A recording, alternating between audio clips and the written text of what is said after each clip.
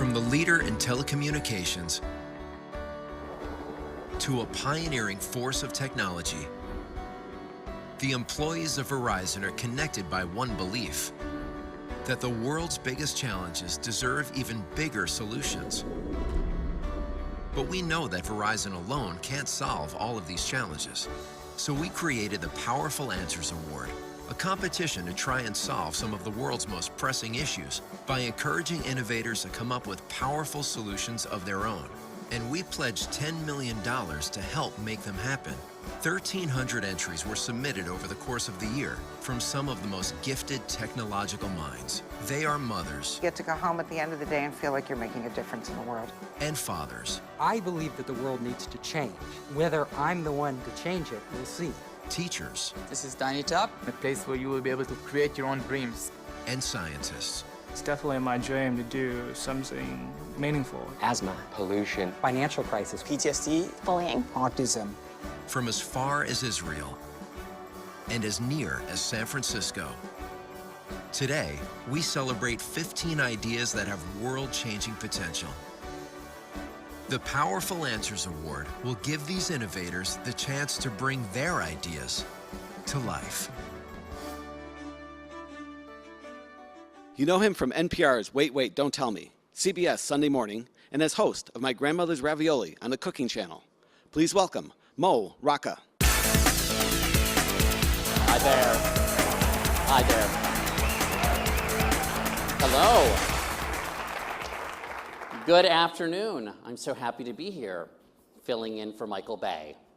I really am.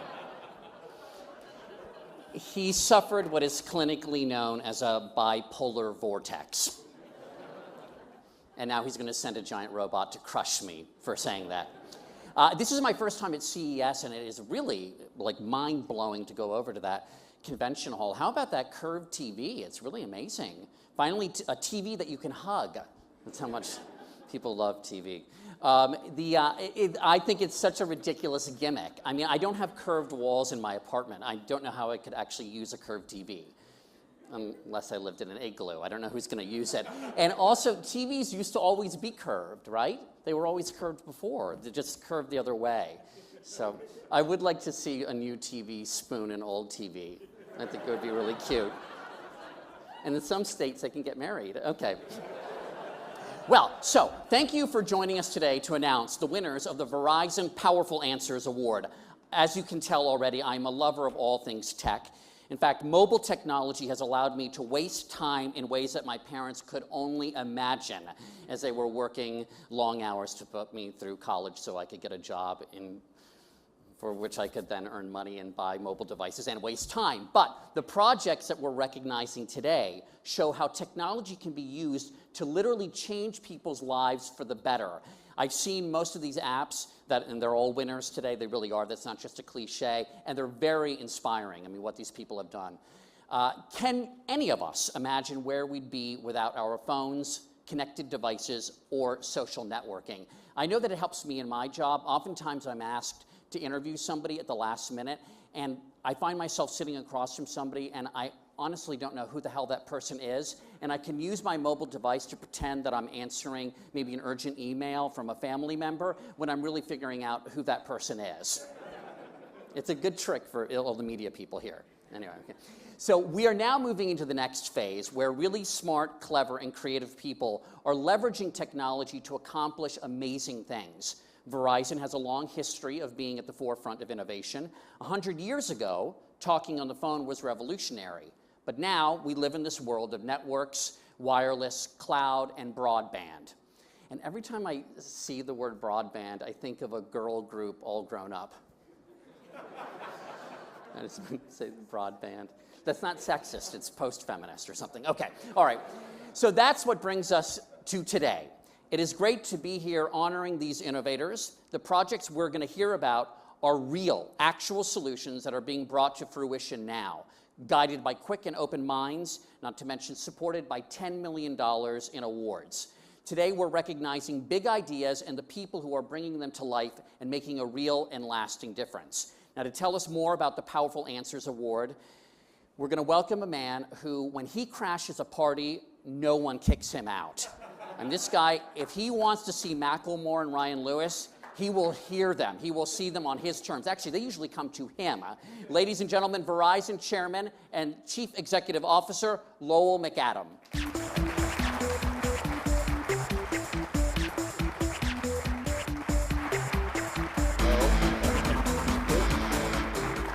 Good afternoon. So, no spooning on the stage, okay? Later. Don't get my hopes up. All right, so welcome to all of you. We're so happy to be here. This is the culmination of a year's worth of work. Last year, we stood on the keynote stage, and we talked about all of the powerful capabilities of the telecommunications network. So we talked about IP backbones and cloud services and security and our mobile technology, 4G LTE, and certainly our TV services. But the thing that we felt was missing was igniting the tech community to tap into all of their innovation, to use those powerful assets to fix some of the problems of the world. So that's where we came up with the Powerful Answers campaign. We decided to target this in three major areas: energy, education, and healthcare. We went around the country and we assembled a very high quality set of judges, 125 blue ribbon judges. What we saw was the wave of innovation that we had hoped for in creativity. We had 1,300 applicants.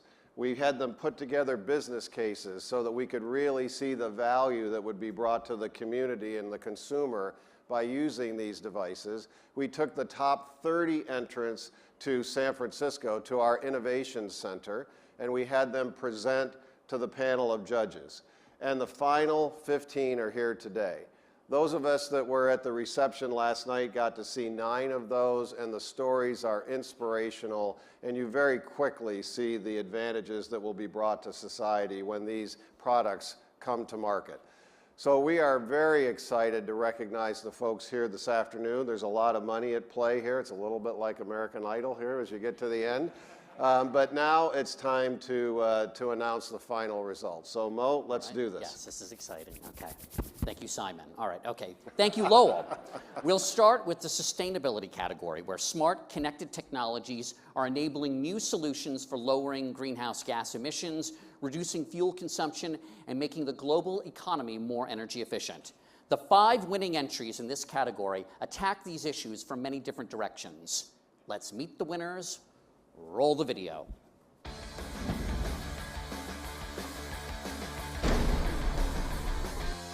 We can trace all the way from the grower to the fruit stand what's happened to that apple and how we can reduce that pesticide on the apple itself.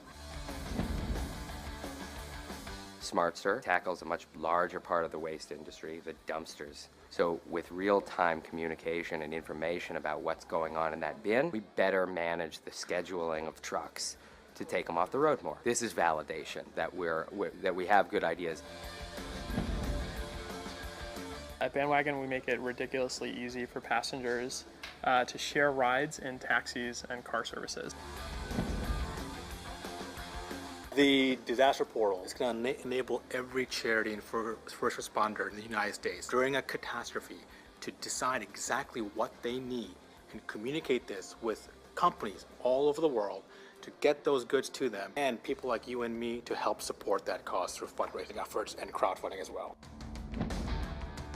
Our vision is to build the #1 investment platform for the clean energy economy. Electricity is the invisible cornerstone of our modern lives. Our product allows people to go on their mobile phone, browse different solar projects around the world that they want to invest in, and make a loan for as little as $25.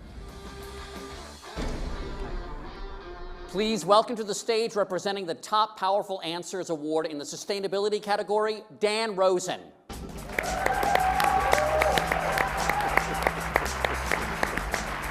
And congratulations, this is really terrific.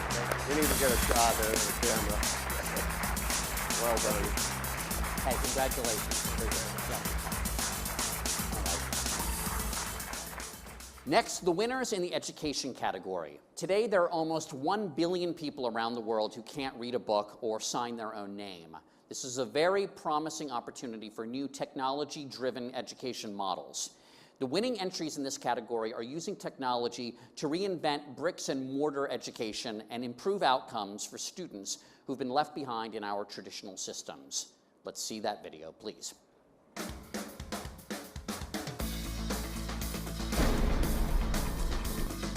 Women Lead is out to disrupt mentorship with our platform that allows women to have a group of advisors to help them with their personal and professional goals so that they can advance in their careers. We have schools for children with autism. Product is called I Learn and Earn. It's based on applied behavior analysis-based intervention method. Bridging Apps is a program that uses mobile devices to help children with disabilities meet educational goals and outcomes.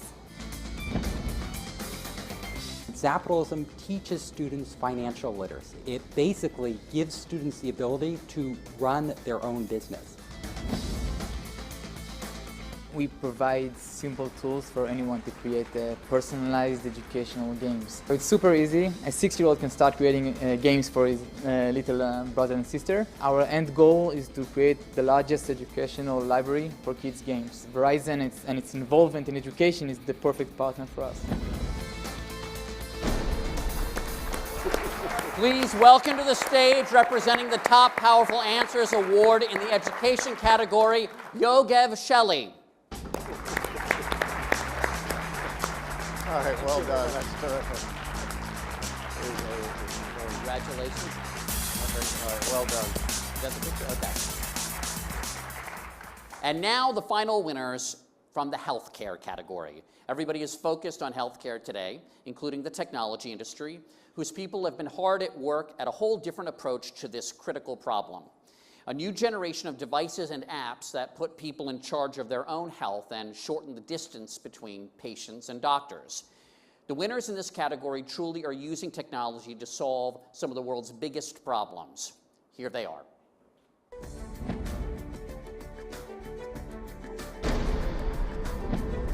There's 30,000 deaths and over $5 billion in costs to manage patients that are on Coumadin or warfarin. It's a blood thinner. And so our management system can actually reduce that by 70% and save up to 25,000 lives a year. It gives a child basically an opportunity to learn to hear. And through hearing, she can go to a public school and get education. And we believe only through education can you break the cycle of poverty. The goal is to empower the physician and the patient to provide them with molecular analytical tools to better understand their tumor and receive treatment which is tailored to the individual. Right now in the US, every doctor is wasting about an hour a day failing to communicate, and a nurse is wasting about 25% of her shift time using outdated technology like your 1980s pager. What we're here to do is replace that. So giving every clinician the ability to know who else is looking after their patient. The solution is the Smart Eye Barometer. The Smart Eye Barometer attaches to the smartphone and with a single snapshot will measure refractive errors of the eye and generate a prescription. It's both mobile and low cost and can be used by yourself or by caregivers. We think it will dramatically improve the way people get their vision evaluated. Please welcome to the stage, representing the Top Powerful Answers Award in the healthcare category, Joe. That's what it says. It's the mic. No, congratulations. It's terrific. Congratulations, Joe. How do you pronounce your name? Yelping Joe. Yelping Joe.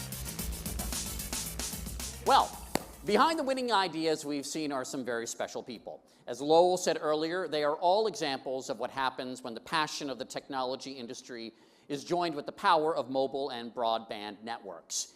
Each shows us how ideas have the potential to change lives and change the world. I'd like to hear more from these amazing people. So I'd like to ask Dan, Yogev, and Yaoping Zhou to join Lowell and me on stage to tell us about their ideas and solutions and where they plan to go from here. Or we take the money back.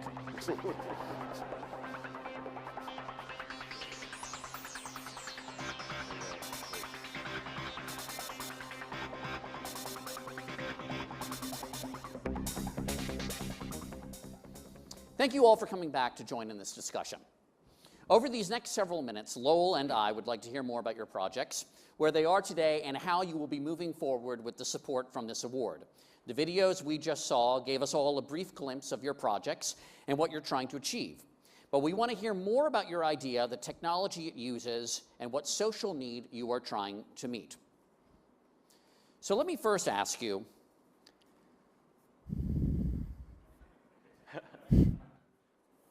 oh, this is a good one. All right. How do you measure, I'm going to start with you, Yogev. How do you measure your success?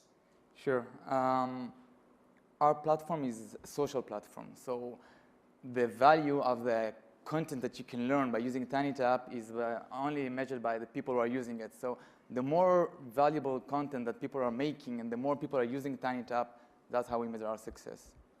Okay. So Yoga, in the States, you know, they talk a lot about STEM education, science, technology, engineering, and math. How easy is it to take this platform and target it toward a very specific need? So TinyTap has a lot of users, from kids creating content to also professional teachers and artists and speech therapists and special need teachers who are creating the content. So we're leaving that to them, and they're using the platform to teach subjects from language and math and other topics. So every day you wake up and you see new content from all over the world that are tackling those subjects. Right. So what does major success look like? Where do you want to be 2 years from now? If we bring you back in the alumni group here from Powerful Answers 1.0, what will you tell them about? What successes look like? Hopefully we'll be able to create a valuable learning market for educational apps, a place where you know, whenever your kid will ask you something, you will tell him to go open TinyTap, look it up there. Okay. It's going to be a kind of Wikipedia, YouTube for educational content. Okay. This is our vision. Wikipedia for education. That's a You know what I thought was neat about your thing is it's like the modern equivalent of handing a kid like a piece of drawing paper and some crayons. You know, they make their own apps. It's their own kind of. You know, when I was a kid, I used to create a lot of toys myself, like a pinball machine from wooden boards and stuff, or a paper airplane. I think today's toys are simply digital, and kids only consume them. And finally, they are able to create themselves their own ideas and be creative, creating entertainment. So one last question, for at least for me, for you, because I know you have a personal passion. What I think the audience would love to hear, what got you started creating TinyTap? Sure. So the reason for creating TinyTap was it didn't start for kids. It started for my dad. At a pretty young age, about 5 years ago, he has Alzheimer's. And well, we got him a lot of clumsy computer software that he couldn't use, you know, the mouse and everything. But once you handed him a tablet, he could enjoy and touch it and completely use it. So I thought about an idea to create personalized activities tailored for his needs based on our family photos. I have a sister who lives in LA, and we're from Tel Aviv. So he doesn't get a chance to see her. So you can take family photos of her and my family and create activities just for him when he listens to voices and narration from people he knows and loves. That's terrific. So that's the idea. Joe, what are you going to do with your $1 million? We're going to spend it all today, I guess. Bet it all. No, so we actually, you know, we're doing a project. There's still a lot of R&D involved. We have an operation plan. We're going to hire more engineers helping us get this product realized. So the same question. Tell everybody how you got started, because I know you and your partner have been passionate about this for a while. So, you know, we learned there is a problem in developing world. People don't wear eyeglasses. So there are 500 million people around the globe in developing countries losing their vision because they don't wear eyeglasses. I mean, that's amazing. So you think about what's the solution? You either build a lot of medical universities, start producing optometrists, or you could build a device, everyone can use it. So we take the second solution. We try to come up with a device. You know, it's a pocket size, it's a smartphone based. You know, you just give one of the device to people on the ground. They can go to village, just take a picture, there's prescription. Yeah. Boy, and will it eventually be that you could, you know, be in a third world country, say, and somebody could use the app and then then get a pair of glasses kind of instantly, like forward that information to an actual optician, or? Right. So we learn a lot along the way. One thing we learned is actually what you can do is you have a backpack of eyeglasses at a different power of lens. You do this, you get a prescription, I give you a pair of eyeglasses right away. So there is this sort of system. You can provide instantaneous solution for the people. And you told me where you're headed. Where's your first market you're going to go into after you perfect this? We were thinking Rwanda. So Rwanda has double-digit GDP growth last decade. 10.5 million people, 14 vision specialists out of the entire country. Wow. And I think we can solve a lot of problems there. Yeah, that'd be terrific. What a difference you're going to make. Boy, yeah, really amazing. So I really liked your idea when you showed it to me last night, but I can't remember your name now. It's Dan. Dan. Okay, so Dan, what? That's good that you remembered the company and not me. Yeah, exactly. You're the good idea guy. All right. So what make your idea is seems like so elegantly simple. I mean, and which is part of its power. So what makes your idea new and distinguishes it from technology that's already in the market?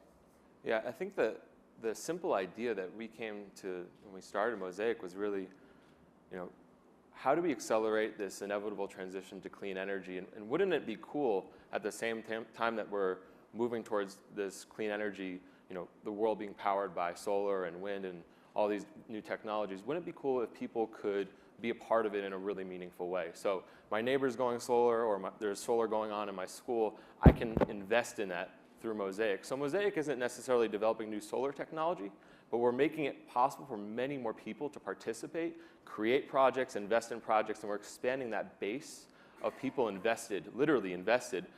So for $25, you can make a loan to a solar project, sort of a Kickstarter for solar.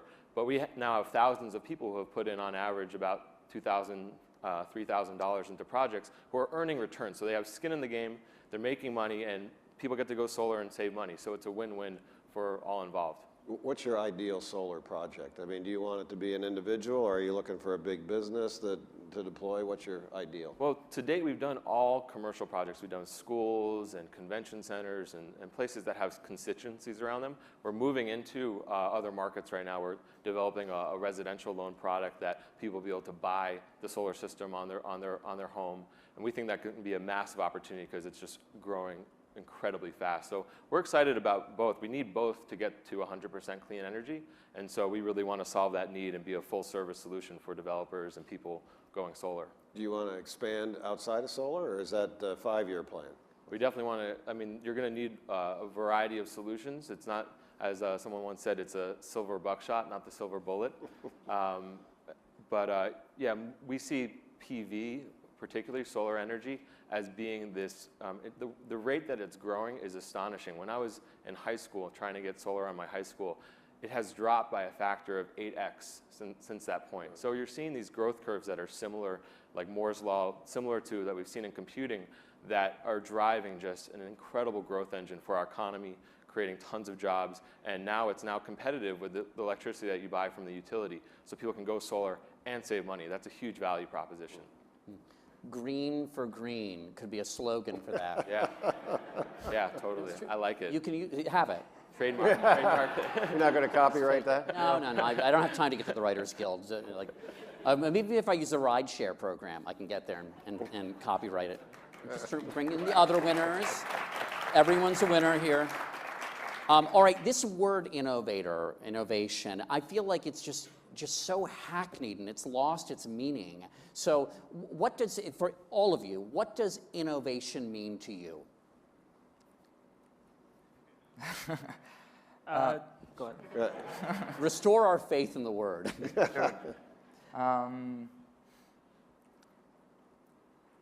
Innovation, for me, it means that you have a new idea, and new ideas are things that you need to examine and are uncertain. For example, we constantly hear regular people can create valuable educational content compared to big companies who are creating educational apps. And so what we're doing here is that we're proving in an innovative way that people who can teach and learn can use, who have a lot to teach, can use this amazing device, connected devices, touch devices, and bring their own content to it. So our proof is, like I said before, if we'll have the biggest marketplace for educational content. But it doesn't need made by people. Oh, sorry?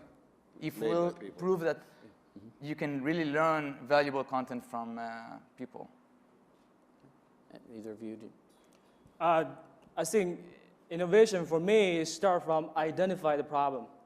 You know, we use our vision every day. We never thought about it. Because who spend, 5 hours, make an appointment to see an optometrist on a regular basis? No one, right? But that's the most important visual perception to give you all this information of this world. But a lot of people didn't have that, because they have refraction error. They don't see that. They just, when someone born with a refraction error, they never know what the clear picture is. So by identifying the right problem, we try to come up with a useful solution. I mean, I believe everyone here have a lot of education, Let's build something useful. Let's build something everyone can use it. For us, that's innovation. Dan, anything you want to? Yeah, I really like the approach that what you're doing here is so incredible that so many people have created or are spending a lot of their time trying to create the next game, the next app, whatever it is, just to get someone's mind share. And you guys are saying, well, you know what?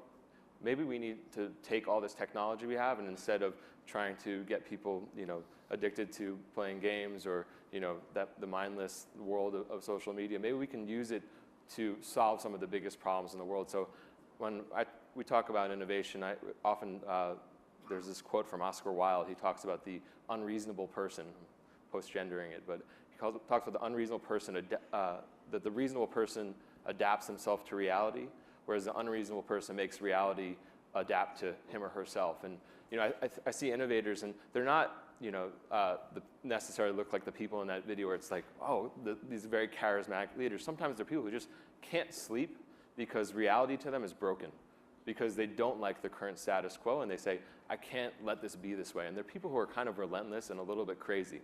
And I think that it's good to see people who do something not because they would do it anyway, even if they weren't getting paid.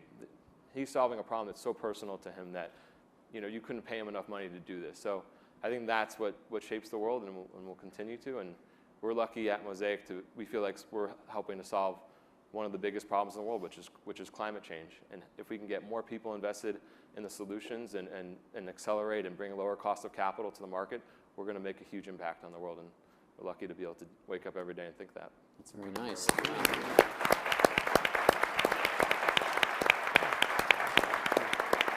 Well, thank you, Dan, Yogev, and Joe, for sharing these insights. We now have time for a few questions from our guests here from the media. Before asking your question, please wait until we get you a microphone so that everyone can hear you. And please be sure to tell us your name and who you were with. And your social security number. And we have the latest technology in handheld microphones here. Where, I'm sorry? Right, yeah, second to last, right on the far right. Oh. Hello, hi, this is Jerry Shee with Reuters. I'm here for Sinead Carew in New York. Sorry, this is a little bit off topic, but Lowell, I just wanted to ask you, about 30 minutes ago, news broke that T-Mobile will be offering cash for folks to switch their service to T-Mobile. Is that something that you would consider? Look, Jerry, this is about a lot more important thing than somebody giving cash to a subscriber. This is about what three people...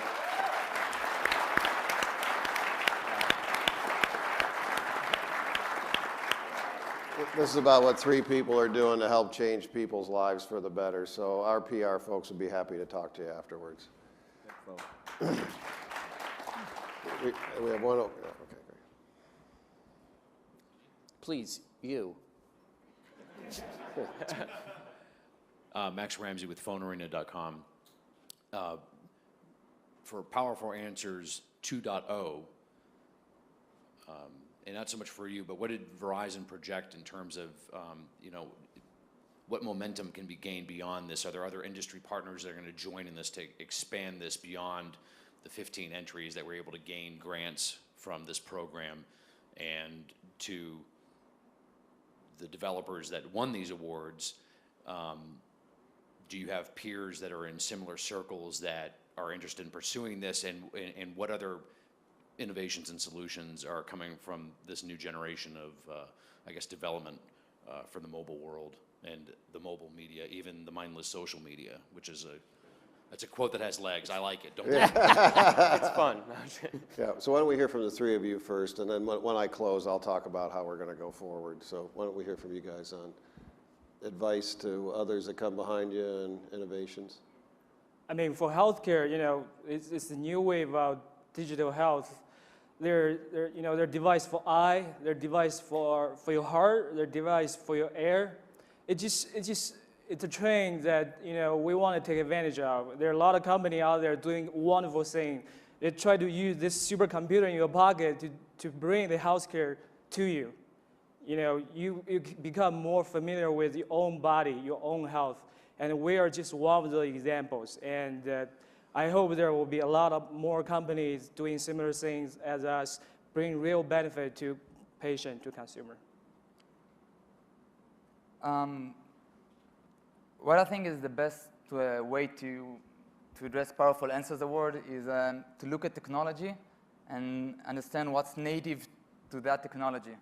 So not necessarily taking, in education, for example, a textbook and just putting it on a tablet and having the kids flip through the pages, because this is how we use textbooks until now. So look at the specific technology. How can you create a native experience that really utilizes the power behind it? Dan, anything you want to add, or you're good? He said it really well. Yeah. Okay. Yeah, it's hard to You follow. already You said a get- lot of good yeah, stuff also, yeah. but you can say more if you want. No, I can't follow up. You guys. Okay. Well then, Mike, but a quick follow-up. The point being is that your solutions were not developed in a vacuum. Obviously, you've got peers in the technology space, you know, in innovation. You know, what are the, you mentioned cards, you're working on something that, you know, that was inspired by your dad. My dad's in a similar situation. And then the environment is something that everybody talks about. What are some of the things that you envision, whether it has to do with Mosaic or Tiny Tap or Vision Labs?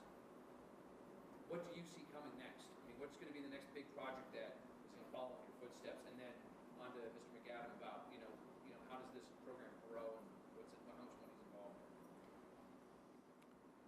I think there's some incredibly exciting applications that we're just beginning to see the beginning of with mobile technology. I mean, basically, as he said, we have a supercomputer in our pocket, and we can do incredible things with it. We live in a completely connected planet. You know, 6 degrees of separation is now, people are saying 4 degrees. And so we can do tremendous things. So I think that naturally lends itself, and I'm speaking obviously personally to Mosaic, to kind of models that empower people, use crowdsourcing. And that's what Verizon's doing here, as opposed to saying we know all the answers. They're saying actually we don't. We're going to put a contest forward, and we're going to leverage the collective intelligence of the world. And that's the power of these technologies. It's not centralized, it's distributed, and it has power in empowering millions of people because it's so ubiquitous. Okay.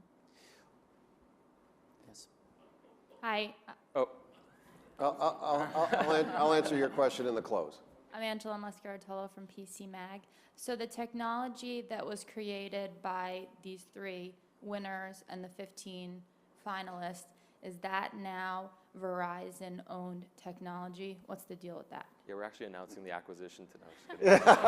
Yeah, they're going to acquire us. we're gonna crowdsource the financing to buy out. Yeah, there we go. No, the IPR is theirs. That was always our intent.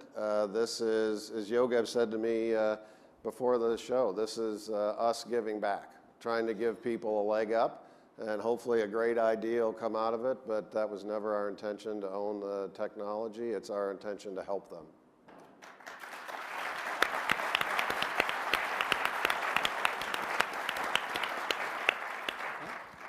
Oh, you wanted one more? How are you doing time-wise? Yes, sir? Yeah, hi, it's Michael Baum with Founder.org. I just want to say, Lowell, I think the unselfish example that you're setting here as a huge corporation is just fantastic, and I hope this continues for many years to come. My question for the panelists is, now that you've got a little bit of money in your pockets, what are the biggest challenges or challenge that you face over the next couple of years in taking this idea that you have, maybe you have a prototype now or you actually have a product and a few customers, to the truly impactful company that you envision creating over the next 5 or 10 years? What's the real challenge for you that's in the back of your mind every night? I mean, for us, we wanted every family had a device we made. So we want everyone check their eye before they go out to work. We want everyone know their health pattern, what makes their vision bad, what makes their vision better. So I think it's that educational level. So right now, everyone has that mindset. I go to optometrist's office.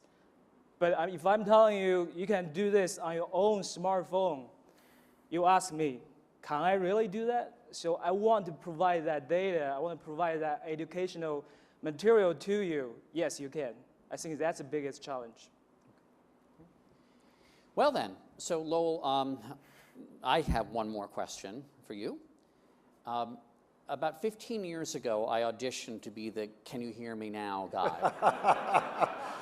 What happened? Seems like we made a good choice.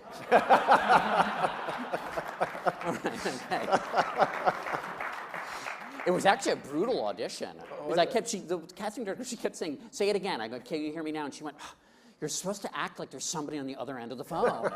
I said, I'm trying to. All right. No, I do have another question, a real one. I mean, not so personal.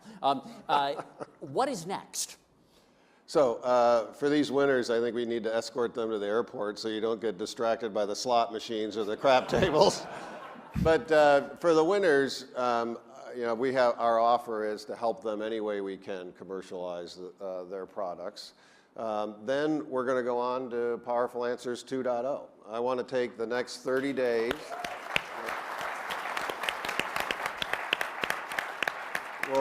We'll take the next 30 days and we're going to get input from the applicants and the winners, because we'd like to hear from those that weren't selected. What can we do to improve the process?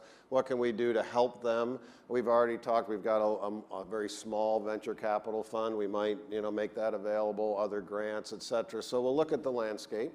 And even to the point, your question of should we involve other companies in this process? And then we'll come out and put on our website the next set of criteria. And I hope we'll be here next year with 2,000 or 4,000 applicants, and we'll have some great winners like we have this year. We're very proud to be associated with not only these 3, but the 15 finalists and everybody that participated. We think it's a great process. We're going to continue it. Great. Okay.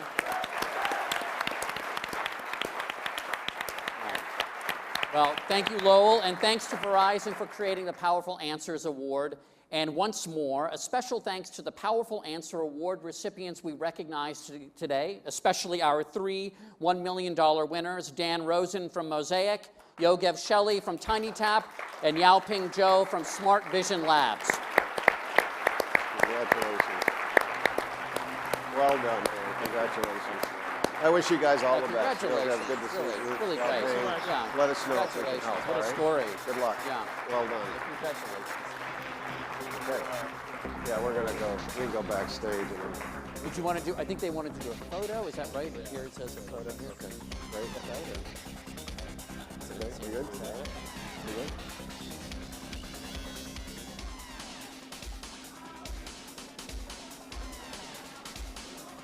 Okay. As they say, we're out. As a reminder, you're all invited to meet with all of our Powerful Answer Award recipients immediately following this session in the Solutions Showcase next door. Today is not the conclusion of this award. In fact, it is really just the beginning of a journey that will take us toward finding the solutions to today's biggest challenges. Each of our winners has an exciting story to tell, and you're all invited to watch how their ideas will change the world. These stories are all online now at powerfulanswersaward.com. Take a look. We are too small to tackle this ourselves. So we really need some support from large organizations like Verizon. We can move mountains together. If we win, it's not about the money. It's about getting this into the hands of those who need it sooner rather than later. It's definitely my dream to do something meaningful. You're not in it for the money, you're not in it for the fame. You know, you're in it because you get to go home at the end of the day and feel like you're making a difference in the world. Asthma, pollution, financial crisis, PTSD, bullying, autism. My best hope is to see that this project assists the person with hearing disability so that they are not considered a taboo. They are considered as normal people who have just a challenge. I think you can dream big and go for the big things that no one else is doing. Preparing for something of this magnitude is difficult. I was nervous. It's a little bit of a challenge, trying to anticipate what kind of questions are going to be asked of you. That's a big part. So you have partnerships with logistics companies? Is that part of your analysis or not? I've chosen to tackle a problem that I think is needed to be solved, and that's what inspires me to do it every single day. If we don't win, we'll keep on fighting. An entrepreneur never gives up. Anybody can be a change maker in society. Anybody.